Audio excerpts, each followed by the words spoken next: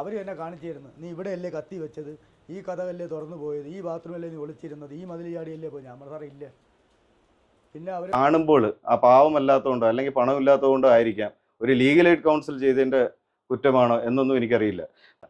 ഈ കഴിഞ്ഞ 6 കൊല്ലമായിട്ട് 37 കൊല്ലത്തിന് ശേഷം ഒരു കൊലക്കയറ് മേടിച്ചു കൊടുത്തു എന്നുള്ള ഒരു ഈ പറയുന്ന ഒരു അപഖ്യാതി ഈ കഴിഞ്ഞ ദിവസം ബഹുമാനപ്പെട്ട ഹൈക്കോടതിയുടെ ഡിവിഷൻ ബെഞ്ച് മൂലം എനിക്ക് എൻ്റെ കരിയർ പോലും തിരിച്ചു കിട്ടി. വളരെ സന്തോഷപ്രദമായിട്ടുള്ള ഒരു ജഡ്ജ്മെൻറ്റായി ഞാൻ ഇതിനെ സ്വാഗതം ചെയ്യുന്നു. കുണ്ട്രയിൽ നടന്ന ആലീസ് എന്ന പേരുള്ള 57 വയസ്സുകാരിയുടെ കൊലപാതകം ഈ മനുഷ്യന്റെ തലമണ്ടയിൽ വെച്ച് കെട്ടി, അതും വധശിക്ഷ വാങ്ങിക്കൊടുത്തു കുണ്ട്ര പോലീസ്. അന്ന് ചെയ്ത കാര്യം എന്ന് വെച്ചാൽ അവർക്ക് അന്വേഷിച്ചിട്ട് പ്രതിയെ കിട്ടാതെയോ ഒരു പ്രതിയെ വ്യാജമായി സൃഷ്ടിക്കുകയോ ചെയ്തതാവാം. അതിനെല്ലാം ഇരയായത് ഈ മനുഷ്യനായിരുന്നു.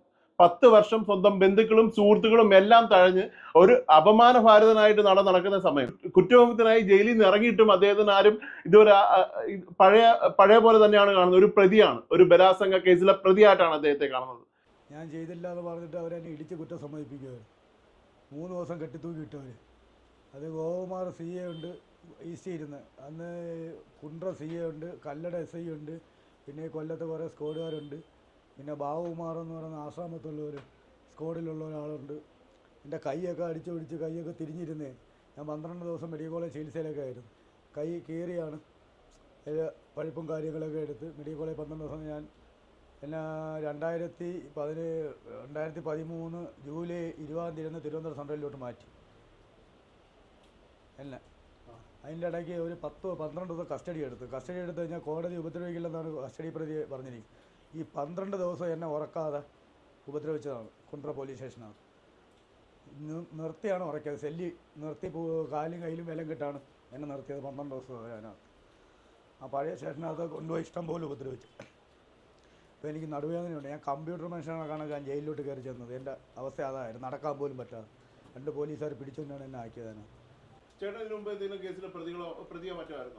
ഇതിന് മുമ്പൊന്നും ഇതുപോലെ കേസൊന്നും എനിക്കില്ല.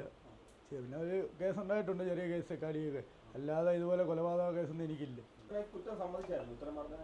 ഞാൻ പറഞ്ഞാണ് ഞാൻ ചെയ്തില്ല ഇതിലാന്ന് പറഞ്ഞു. അപ്പോൾ നീ എന്ത് ചെയ്തില്ലെങ്കിലും നീ തന്നെ പ്രതി എന്നാണ് അവരെൻ്റെ അടുത്ത് പറഞ്ഞത്.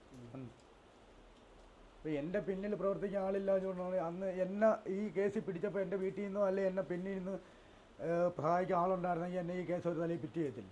ഇന്ന് ഞാൻ കോഴിക്കോട് ജോലി ചെയ്തതിന് തന്നെ വൈകുന്നേരം എൻ്റെ മോലാളിയായിട്ട് ചെറിയൊരു പിണക്കത്തിൽ അവിടെ നിന്ന് ഇറങ്ങുകയും മോലാളി എന്നെ അടിയടിച്ചപ്പോൾ ഞാൻ ഇറങ്ങിപ്പോയി. നേരെ ഇവിടെ വന്നിട്ട് നേരെ ഞാൻ കുണ്ട്രയെ എൻ്റെ ഒരു കൂട്ടുകാരൻ ഉണ്ടായിരുന്നു, അവനെ കാണാൻ പോയി. അവനെ കണ്ടില്ല. അവനെ തിരിച്ചു വന്ന് കുണ്ട്ര മുക്കടയിലെ ബാറിൽ നിന്ന് വെള്ളം അടിച്ചിട്ട് ഇറങ്ങിയപ്പോൾ എൻ്റെ കൂടെ മുമ്പ് ഈ ജയിലിൽ കിടന്ന ഇർഷാദ് എന്ന് പറഞ്ഞ ഇളമ്പള്ളൂക്കാരൻ, സായിപ്പ് എന്ന് വിളിക്കുക, ഇർഷാദ് എന്ന് പറഞ്ഞാൽ മുൻ കേസിൽ പ്രതിയാവും.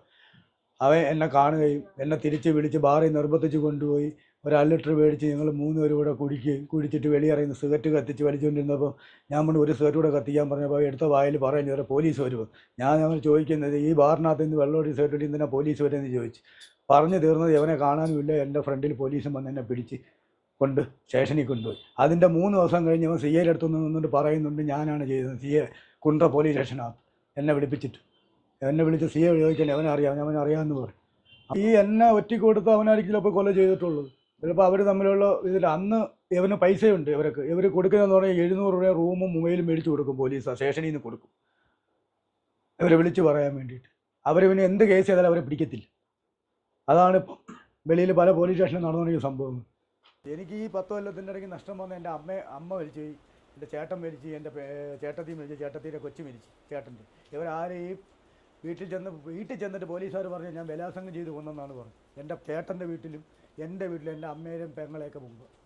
അതോടുകൂടി അവരെൻ്റെ അടുത്ത് പിണങ്ങിപ്പോയി. എനിക്ക് അവരാ മരണത്തിന് അതിന് ശേഷം അവരെന്നെ കാണാനോ എനിക്ക് മരണത്തിന് പോയി അവരെ ബോഡി കാണാനോ എന്നെ സമ്മതിച്ചു. കൊറോണ ആയതുകൊണ്ടായിരിക്കാം എന്നെ കൊണ്ടുപോയില്ലേ. ഈ ഇടയ്ക്കാണ് ഞാൻ അറിയുന്നത്. അപ്പോൾ അറിഞ്ഞിട്ടൊരു 4-5 മാസമായുള്ളൂ അവർ മരിച്ചതായിട്ട് ഞാൻ അറിഞ്ഞു. തെളിവെടുപ്പിന് കൊണ്ടുപോയപ്പോഴേ അവിടെ മൊത്തം ആളായിരുന്നു. പക്ഷേ ഒരു 2 ഇടിവണ്ടി സാധനങ്ങൾ അവിടെ ആൾക്കാരെല്ലാം രോഷരായിട്ട് എന്നെ കൊന്ന് യവനെ അതുപോലെ അറുക്കണമെന്നും പറഞ്ഞുകൊണ്ടാണ് അവിടെയുള്ള പെണ്ണുങ്ങളെല്ലാം. അപ്പോൾ എനിക്കൊന്നും നാട്ടുകാരെ അടിക്കുകയൊക്കെ ചെയ്തു. അതിൻ്റെ ഇടയ്ക്ക് നിന്ന് ഇടിയൊക്കെ കിട്ടി പോലീസുകാർ അടിക്കുക. എന്നിട്ട് എന്നെ കൊണ്ടുപോയി അവരെ വീട്ടിലെ കൊണ്ടുവന്നിട്ട് അവർ എന്നെ കാണിച്ചിരുന്നു, നീ ഇവിടെയല്ലേ കത്തി വെച്ചത്, ഈ കഥകല്ലേ തുറന്നു പോയത്, ഈ ബാത്റൂമല്ലേ നീ ഒളിച്ചിരുന്നത്, ഈ മതിൽ ചാടിയല്ലേ പോയി. ഞാൻ സാറേ ഇല്ല. പിന്നെ അവർ പറയുന്നതെന്ന് പറഞ്ഞാൽ ഇവിടുന്ന് സാരി പെർഫ്യൂം അവരെ സ്വർണവും പോയെന്ന് പറഞ്ഞു. ഞാൻ പറഞ്ഞ സാർ ഒന്നും എൻ്റെ ഇല്ല, എൻ്റെ നിങ്ങളൊന്നും എടുത്തില്ലല്ലോ, എൻ്റെ ഒന്നും ഇല്ല, എനിക്കിത് അറിയത്തില്ല ഈ കേസ്, ഞാൻ ചെയ്തിട്ടില്ല. ഈ വീട് അന്നാ ഞാൻ കാണുന്നതെന്ന് പറഞ്ഞു. അവരെ വീട്ടിൽ രാത്രി കൊണ്ടുവന്നിട്ട് ഇതല്ലേ വീട്, നീ ഫ്രണ്ട് ഗേറ്റ് മതിൽ ചാടിയാണ് പോയതെന്ന് പറഞ്ഞു. എന്നിട്ട് ഇവർ പറയുന്നുണ്ട് ഫ്രണ്ട് മതിൽ ചാടി പോകാൻ. എന്നിട്ട് തൊട്ട് വീട്ടിൽ 3:30 മണിക്ക് ആള് സ്കൂൾ ബസ് വരുമ്പോൾ പിള്ളേരെ വിളിക്കാൻ നിൽക്കും. 3:30 മണിക്ക് മതിൽ ചാടി പോയി ചെയ്തെന്നാണ് പോലീസ് അറിഞ്ഞ സ്റ്റേഷനിൽ പറഞ്ഞത് എൻ്റെ ചെവിയാലെ ഞാൻ കേട്ടു. മോചനത്തിന് വേണ്ടി ആരാണ് ചേട്ടനെ ഹെൽപ്പ് ചെയ്തത്? എൻ്റെ വക്കീൽ സാർ, സുനിൽ സാർ. ഈ കേസ് സെഷൻസ് തൊട്ട് ആ സാറാണ് നോക്കിക്കൊണ്ടിരിക്കുന്നത്. ഈ കേസിൽ ഞാൻ ആദ്യമായിട്ട് വരുന്നതെന്ന് പറഞ്ഞാൽ കൊല്ലം നിയമ സേവന അതോറിറ്റിയിൽ ഒരു അപേക്ഷ വന്നിരുന്നു. ഒരു പ്രതിക്ക് സ്വന്തമായി കേസ് നടത്താനായിട്ട് പണമോ സ്വാധീനമോ ഒന്നും ഇല്ലാതെ തന്നെ അദ്ദേഹത്തിന് വേണ്ടി ഒരു കേസ് നടത്തണമെന്നും അങ്ങനെ കൊല്ലം ലീഗൽ സർവീസ് അതോറിറ്റിയുടെ ഓർഡർ പ്രകാരമാണ് ഞാൻ ഈ കേസിലേക്ക് ആദ്യമായിട്ട് വരുന്നത്. അങ്ങനെയാണ് ഞാൻ ഗിരീഷിൻ്റെ അടുത്ത് വരികയും നേരിട്ട് ഗിരീഷിനെ കോടതിയിൽ ഹാജരാക്കുന്ന സമയത്ത് ഈ കാര്യങ്ങളെല്ലാം ചോദിക്കാം. ഗിരീഷ് അന്ന് മുതലേ പറയുന്ന ഒരു കാര്യമുള്ളൂ, സാർ ഞാൻ ഇതുവരെ ഒരു കുറ്റവും ചെയ്തിട്ടില്ല എന്നുള്ളത്. അപ്പം തുടക്കത്തിൽ എൻ്റെ ഒരു അനുഭവത്തിലും കാര്യത്തിലും ഒക്കെ വരുന്നതെന്ന് പറഞ്ഞാൽ കൂടുതലും പ്രതികൾ ആദ്യം ആര് തന്നെ ആയാലും ശരി വരുമ്പോൾ കുറ്റം ചെയ്തിട്ടില്ല എന്നുള്ള ഒരു അവസ്ഥയിലേക്കാണ്, അല്ലെങ്കിൽ അങ്ങനെ തന്നെയാണ് എല്ലാവരും പറയുന്നത്. പിന്നീട് ഇതിൻ്റെ കേസിൻ്റെ റെക്കോർഡുകളും മറ്റും അപേക്ഷ കൊടുത്ത് എടുത്തതിൻ്റെ അടിസ്ഥാനത്തിൽ പിന്നെ നോക്കി വരുമ്പോഴാണ് ഈ ചെയിൻ ഓഫ് സർക്കംസ്റ്റൻസ് അല്ലെങ്കിൽ യഥാർത്ഥത്തിൽ ഒരു കാര്യങ്ങൾ ഏതെങ്കിലും ഒരു പ്രതി ചെയ്യുകയാണെങ്കിൽ ഒരുപാട് കാര്യങ്ങൾ ഇത് കൃത്യമായിട്ട് തന്നെ അന്വേഷണ ഏജൻസിക്ക് അത് കണ്ടെത്താനും അതിനുള്ള തെളിവുകൾ അതിൽ തന്നെ ഉണ്ടാവുകയും ചെയ്യും. പക്ഷേ ഇതിനകത്ത് തുടക്കം മുതൽ തന്നെ അത് മിസ്സിംഗ് ആണ്. പല എവിഡൻസും ഒന്നിനല്ലെങ്കിൽ ഒന്ന് ക്രിയേറ്റഡ് ആവാതെ അല്ലെങ്കിൽ ജോയിൻ ചെയ്യാതെ കണ്ണികൾ ഒരിക്കലും കുറക്കാൻ പറ്റാത്ത രീതിയിൽ അങ്ങനെ കിടക്കുന്ന ഒരു കേസായിരുന്നു അത്. അപ്പോൾ ഇത് ഗിരീഷിൻ്റെ അടുത്ത് ഞാൻ പറയുകയും ചെയ്തു. ഗിരീഷ് പറഞ്ഞ കാര്യങ്ങളും ആ കേസ് ബണ്ടിലിനകത്ത് ഞാൻ വീക്ഷിച്ച കാര്യങ്ങളും എല്ലാം ശരി തന്നെയെന്ന് തോന്നി. അങ്ങനെ ആ കേസ് ഏറ്റെടുത്തു, എൻ്റെ ട്രയൽ തുടങ്ങി. വളരെ ആത്മവിശ്വാസത്തോട് തുടങ്ങിയൊരു ട്രയലായിരുന്നു. പക്ഷേ എൻ്റെ ജീവിതത്തിനെ മാറ്റിമറിച്ചൊരു ട്രയലും കൂടിയായിരുന്നു. ഇന്നിപ്പം ഗിരീഷിൻ്റെ മുമ്പിൽ വന്ന് നിൽക്കുമ്പോൾ യഥാർത്ഥത്തിൽ ഗിരീഷിന് നഷ്ടപ്പെട്ട 10 വർഷം പോലെ തന്നെയാണ് എനിക്ക് എൻ്റെ കരിയർ തിരിച്ചു കിട്ടിയ കണക്ക് തന്നെയാണ്. കാരണം ഇത് ഒരുപാട് നാളും ഒരുപാട് സാക്ഷികളെയും വിസ്തരിക്കുന്ന വേളയിൽ എനിക്ക് ഒരുപാട് ബുദ്ധിമുട്ടുകൾ കോടതിയുടെ ഭാഗത്തുനിന്ന് ഉണ്ടായിട്ടുണ്ട്. പക്ഷെ അത് ഞാൻ ഈ വേളയിൽ പറയാൻ പാടില്ല എന്നുണ്ടെങ്കിൽ തന്നെയും അങ്ങനെ കുറേയൊക്കെ ബുദ്ധിമുട്ടുകൾ ഉണ്ടായിട്ടുണ്ട്. ഗിരീഷിന് വേണ്ടി വരാൻ ആരുമില്ല. സാധാരണ ഒരാൾ കൊണ്ട് ഏൽപ്പിക്കുകയാണെങ്കിൽ അവരെ രക്ഷിക്കുന്നതിന് വേണ്ടിയിട്ടോ അല്ലെങ്കിൽ അവരെ സാക്ഷികളുടെ കാര്യങ്ങളുടെ ഡീറ്റെയിൽസ് കൊണ്ട് അന്വേഷിച്ച് തരുന്നതിനോ അയാളുടെ സാക്ഷികൾ ഇങ്ങനെയാണെന്നോ ഒക്കെ കാണിക്കാനായിട്ട് അവരുടെ കൂടെ വരുന്നവരോ അല്ലെങ്കിൽ ഈ ജാമ്യത്തിൽ നിൽക്കുന്ന പ്രതികളോ അവർ തന്നെ പോയി അതിൻ്റെ ഡീറ്റെയിൽസ് കൊണ്ടുവരികയാണ്. ഇത് ഗിരീഷ് ജയിലിൽ കിടക്കുകയായിരുന്നു. ജയിലിൽ കിടക്കുന്ന പറഞ്ഞാൽ പലവട്ടം ജാമ്യാപേക്ഷ മൂവ് ചെയ്തെങ്കിലും ഒരു ഹീനിയസ് ക്രൈം ആണെന്ന് കണ്ടുകൊണ്ട് ഒരിക്കലും ഗിരീഷിന് ജാമ്യം തന്നില്ല. അങ്ങനെ ഈ സാക്ഷികളെല്ലാം വിസ്തരിക്കുന്ന വേളയിൽ തന്നെ ഈ പല കോൾ റെക്കോർഡ്, അതായത് ഒരാളുടെ സയൻറ്റിഫിക് ആയിട്ടുള്ള എവിഡൻസ് കളക്ട്, അതായത് നിയമപരമായിട്ട് ഈ പ്രതി അല്ലെങ്കിൽ നമ്മളൊരു മൊബൈൽ ഫോൺ അല്ലെങ്കിൽ ഇലക്ട്രോണിക് ഡിവൈസ് യൂസ് ചെയ്യുകയാണെങ്കിൽ അത് വെച്ച് അറിയാൻ പറ്റും നമ്മൾ എവിടെ നിൽപ്പുണ്ട്, ഏത് ടവറിൻ്റെ ലൊക്കേഷനിലാണ്. ഈ പറയുന്ന ആലീസ് മരണപ്പെട്ട വീട്ടിൻ്റെ ഏതെങ്കിലും ഭാഗത്ത് ഈ പറയുന്ന ദിവസങ്ങളിൽ ഈ പ്രതി ഉണ്ടായിരുന്നു എന്ന് സയൻറ്റിഫിക് എവിഡൻസ് കളക്ട് ചെയ്യുകയോ അത് കൊണ്ടുവരികയോ ചെയ്തിട്ടില്ല. അതിൽ ഏറ്റവും മഹത്തായിട്ട് ഞാൻ കേരള ഹൈക്കോടതിയുടെ ഒരു ഇത് കാണുന്നതെന്ന് പറഞ്ഞാൽ ഈ പറയുന്ന കസ്റ്റഡിയിലെടുത്തിരിക്കുന്ന അല്ലെങ്കിൽ സിം കാർഡ് റിക്കവർ ചെയ്ത് പോലീസ് കസ്റ്റഡിയിൽ ഉണ്ടായിരുന്ന സിം കാർഡിനകത്തുനിന്ന് ഔട്ട് ഗോയിങ് കോൾ പോയിരിക്കുന്നത്. അതെങ്ങനെയായിരുന്നു പോയിരിക്കുന്നത്? അത് ടാമ്പറിങ് നടക്കാതെ പിന്നെ പോവില്ല. സീല് ചെയ്ത് പോലീസ് എടുത്തുകൊണ്ട് പോയിരിക്കുന്ന സയൻറ്റിഫിക് എവിഡൻസിനകത്തുനിന്ന് അതിനകത്തുനിന്ന് കോള് പോയിരിക്കുന്നത് അതെങ്ങനെയെന്ന് കോടതി ചോദിച്ചപ്പോൾ അതിന് ഉത്തരം പറയാൻ സാധിക്കത്തില്ല. 2, ഇതിനകത്തൊരു പ്രധാന തെളിവായിട്ട് കണക്ട് ചെയ്യുന്ന ഒരു ചെയിനും ഒരു ബാങ്കിളുമാണ്, അതൊരു സ്വർണ്ണ വളയും. 3-4 വർഷങ്ങൾക്ക് മുമ്പ് പിണങ്ങി ഗൾഫിൽ മാത്രം നിൽക്കുന്ന ഭർത്താവാണ് ഇത് ഐഡൻറ്റിഫൈ ചെയ്യുന്നത്. അയാളെ വിസ്തരിച്ച സമയത്ത് അദ്ദേഹം വളരെ ക്ലിയറായിട്ട് പറയുകയും ചെയ്തു, ഞാൻ പോകുന്നതിന് മുമ്പുണ്ടായിരുന്ന സ്വർണം ആലിസ് മാറ്റിയെടുത്തിട്ടുണ്ട്, അതെന്താണെന്ന് എനിക്കറിയത്തില്ല. അങ്ങനെ മാറ്റിയെടുത്ത ഒരു സ്വർണം അറിയാത്ത ഒരാൾ എങ്ങനെയാണ് ഈ റിക്കവർ ചെയ്ത ആഭരണങ്ങൾ എൻ്റെ ഭാര്യയുടേതാണ് എന്ന് പറയാൻ സാധിക്കുന്നത്? അതുകൂടാതെ ഇദ്ദേഹത്തിനെതിരായിട്ടൊരു കേസ് എടുത്തിട്ടുള്ളതിനകത്ത് ഒരു സാക്ഷിയായിട്ട് വന്നിട്ടുള്ളൊരു വ്യക്തിയാണ് ഈ ജ്വല്ലറി ഏജൻറ്റ്. അദ്ദേഹത്തിനെ വിസ്തരിച്ച് കഴിഞ്ഞപ്പോഴത്തേക്ക് അദ്ദേഹം പറഞ്ഞു, ഞാനിപ്പോൾ ജ്വല്ലറി എല്ലാം നിർത്തി വളരെ സ്വസ്ഥമായിട്ട് ജീവിക്കുകയാണ്. ഒരാൾ ജീവിക്കാനുള്ള മാർഗ്ഗം നിർത്തിയിട്ട് മറ്റേതെങ്കിലും ബിസിനസ് ചെയ്യുകയാണെങ്കിൽ നമുക്ക് മനസ്സിലാക്കാം, അല്ലെങ്കിൽ തൊഴിലിലേക്ക് പോയെങ്കിലും മനസ്സിലാക്കാം. പക്ഷേ അദ്ദേഹം കൃത്യമായിട്ട് പറയുന്നത് ഞാനിതെല്ലാം അതോടുകൂടി നിർത്തി, പിന്നെ വേറെ പരിപാടികളൊന്നും തന്നെ ചെയ്യുന്നില്ല. അതിൽ തന്നെ അയാൾ പറയുന്ന ഒരു കാര്യം, എൻ്റെ കയ്യിൽ നിന്ന് റിക്കവർ ചെയ്ത് അല്ലെങ്കിൽ സ്വർണം മേടിച്ചുകൊണ്ട് പോയത് അന്ന് ചാത്തന്നൂർ ACP ആയിരുന്ന ജവഹർ ജനാർദ്ദൻ സാറാണ്. റിക്കവറി മാസ്റ്റർ പ്രകാരവും കോടതിയിലുള്ള രേഖകൾ പ്രകാരവും ഈ കേസിലെ അന്വേഷണ ഉദ്യോഗസ്ഥനാണ് ഇത് റിക്കവർ ചെയ്തിരിക്കുന്നത്. ഇതിലെ വൈരുദ്ധ്യങ്ങൾ ആരാണത് എടുത്തതെന്നുള്ള ചോദ്യത്തിനുള്ള ഉത്തരവും അത് കണ്ടെത്താനായിട്ടില്ല. ഗിരീഷ് ഈ പറയുന്ന ബാറിലുണ്ടായിരുന്നു. ഗിരീഷിനെ ഒരു സുഹൃത്ത് വിളിച്ചു വരുത്തി അവിടെ നിർത്തി പോലീസിനെ ടിപ്പ് ചെയ്ത് കൊടുക്കുകയായിരുന്നു എന്നായിരുന്നു എൻ്റെ ഒരു ഇത്. ഗിരീഷിനെ അവിടെ കൊണ്ടു ചെല്ലുമ്പോൾ തെളിവെടുക്കുന്ന ഗിരീഷാണ് അത് നയിച്ച് കാണിച്ചു കൊടുക്കേണ്ടത്. അങ്ങനെയാണ് റിക്കവറിയുടെ പാർട്ടിലേക്ക് പോകേണ്ടത്. അതിന് പകരം പോലീസ് ചെന്ന് ഈ ഓരോ കാര്യങ്ങളും പ്രതിയോട്ട് ഇതാണ് അല്ലെങ്കിൽ ഇങ്ങനെയാണ് നടന്നിരിക്കുന്നത്. സയന്റിഫിക് എക്സ്പേർട്സിന്റെ സേവനങ്ങൾ എടുത്തു. ഫിംഗർ പ്രിന്റ് എക്സ്പേർട്സ് അവിടെ ഉണ്ടായിരുന്നു. ചാൻസ് പ്രിന്റുകൾ അവിടെ നിന്ന് കിട്ടി.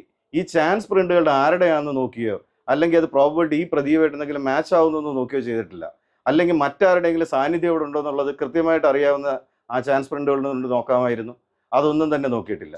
ഇതൊക്കെ തന്നെ ഈ പ്രതിയെ കൺവിക്റ്റ് ചെയ്യണം, അല്ലെങ്കിൽ ഇദ്ദേഹത്തിനെ കാരാഗൃഹത്തിലേക്ക് അയക്കണം എന്നുള്ളൊരു തീരുമാനത്തിന്റെ ഭാഗമായിരുന്നു, അല്ലെങ്കിൽ അദ്ദേഹത്തിന്റെ കാണുമ്പോൾ ആ പാവമല്ലാത്തതുകൊണ്ടോ അല്ലെങ്കിൽ പണമില്ലാത്തതുകൊണ്ടോ ആയിരിക്കാം ഒരു ലീഗൽ എയ്ഡ് കൗൺസിൽ ചെയ്തതിന്റെ കുറ്റമാണോ എന്നൊന്നും എനിക്കറിയില്ല. പക്ഷെ എന്ത് തന്നെയായാലും ശരി, ഓവറോൾ ഈ കാര്യങ്ങൾ നോക്കുമ്പോൾ ഒരു സീറോ എവിഡൻസ് അല്ലെങ്കിൽ ഒരു തെളിവുകളും റിക്കവറിയുടെ കാര്യത്തിനായാലും കൺഫെഷന്റെ കാര്യത്തിനായാലും റെക്കോർഡുകൾ കോടതിയിൽ കൊണ്ടുവന്ന് ഹാജരാക്കുന്നതിന്റെ കാര്യത്തിനായാലും ഇത് ഗിരീഷിനെ സംശയിക്കുന്നുള്ള പകരം ഒരു റിപ്പോർട്ട് ഫയൽ ചെയ്തു. ഗിരീഷിനെ സംശയിക്കത്തക്ക വിധത്തിലുള്ള റിപ്പോർട്ട് ഫയൽ ചെയ്യുന്നത് കൃത്യമായിട്ട് ഗിരീഷ് പ്രതിയാണ് എന്ന് പറഞ്ഞുകൊണ്ടാണ് റിപ്പോർട്ട് ഫയൽ ചെയ്യുന്നത്. സംശയമല്ല ആ അന്വേഷണ ഉദ്യോഗസ്ഥൻ ഫയൽ ചെയ്തിരിക്കുന്നത്. അങ്ങനെയുണ്ടെങ്കിൽ അത് ഗിരീഷിനെ ഫിക്സ് ചെയ്തിട്ടതിന് ശേഷമല്ലേ ആ റിപ്പോർട്ട് ഫയൽ ചെയ്ത്. ഗിരീഷിനെ കാണുകയോ അറസ്റ്റ് ചെയ്യുകയോ ചോദ്യം ചെയ്യുന്നതിന് മുമ്പ് ഗിരീഷ് പ്രതിയാണെന്ന് പറഞ്ഞ് എന്തിനാണ് അവർ റിപ്പോർട്ട് ഫയൽ ചെയ്തത്? അപ്പം ഇത് തുടക്കം മുതൽ തന്നെ ഗിരീഷ് എന്നുള്ളൊരു വ്യക്തി ഇതിൽ പ്രതിയാവണമെന്നും മറ്റാരെയോ അല്ലെങ്കിൽ കൃത്യമായ അന്വേഷണം നടത്താതെ മറ്റാരെയോ രക്ഷിക്കുന്നതിന് വേണ്ടിയിട്ടുള്ള ഒരു തുടക്കം മുതലുള്ള ഒരു മൂവാണ് എനിക്കതിൽ കാണാൻ സാധിച്ചത്. പിന്നെ ഏറ്റവും വിഷമമായിട്ടുള്ള കാര്യം എന്ന് പറഞ്ഞാൽ ഇത്രയും കാര്യങ്ങൾ പറഞ്ഞതിന് ശേഷം 2018 ഈ പ്രതിയെ ശിക്ഷിച്ച് എൻ്റെ മുന്നിൽ വെച്ച് ആ ന്യായാധിപൻ ആ പേന ആദ്യമായിട്ട് കുത്തി ഓടിച്ചുകൊണ്ട് ആ മുഖത്തേക്കൊന്ന് പുഞ്ചിരിച്ചുകൊണ്ട് പോയപ്പോൾ അതിൽ ഗിരീഷിന് മാത്രമല്ല എൻ്റെ മനസ്സ് ട്രെയിൻ ചെയ്തതാണ്.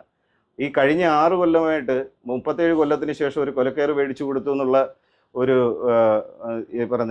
ഒരു അപഖ്യാതി ഈ കഴിഞ്ഞ ദിവസം ബഹുമാനപ്പെട്ട ഹൈക്കോടതിയുടെ ഡിവിഷൻ ബെഞ്ച് മൂലം എനിക്ക് എൻ്റെ കരിയർ പോലും തിരിച്ചു കിട്ടി. വളരെ സന്തോഷപ്രദമായിട്ടുള്ള ഒരു ജഡ്ജ്മെൻറ്റായി ഞാൻ ഇതിനെ സ്വാഗതം ചെയ്യുന്നു.